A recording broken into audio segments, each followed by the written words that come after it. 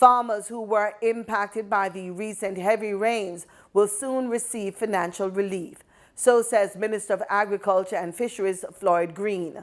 He gave the details in Parliament. More than 14,000 farmers have suffered from the impact of heavy and continued rainfall in recent days.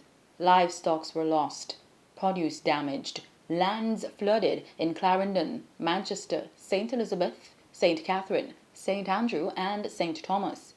Agriculture and Fisheries Minister Floyd Green shared his observations from his visit to the areas.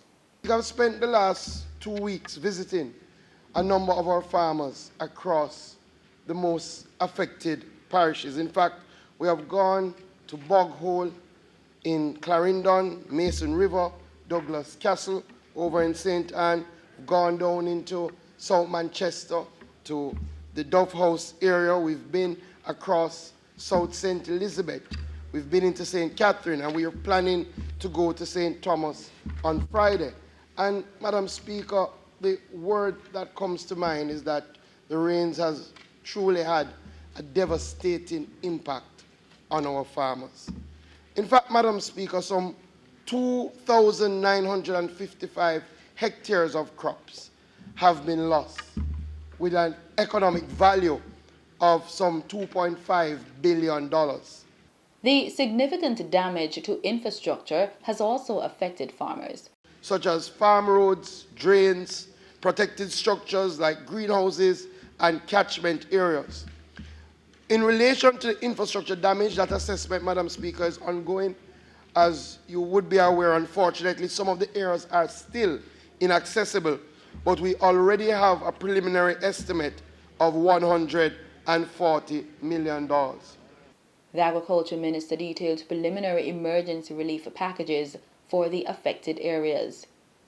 He explained that the money was procured through a reallocation of the ministry's resources.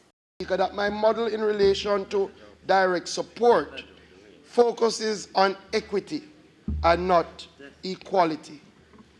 As such, we have 3 tiers under which support will be provided. We will provide $500,000 to 20 MPs who have been categorized as urban MPs. We will provide $1 million to 20 MPs who have been categorized as rural MPs. And we will provide $1.5 million each to 21 MPs in the hardest hit areas. Minister Green also explained how farmers should access this support. In relation to accessing the support, these are the following ways that it can be accessed by our farmers. Our RADA extension officers have been dispatched to identify the areas and the farmers who are most significantly impacted. These farmers are now advised to follow up with their extension officers and parish offices in order to access the benefits that will be outlined.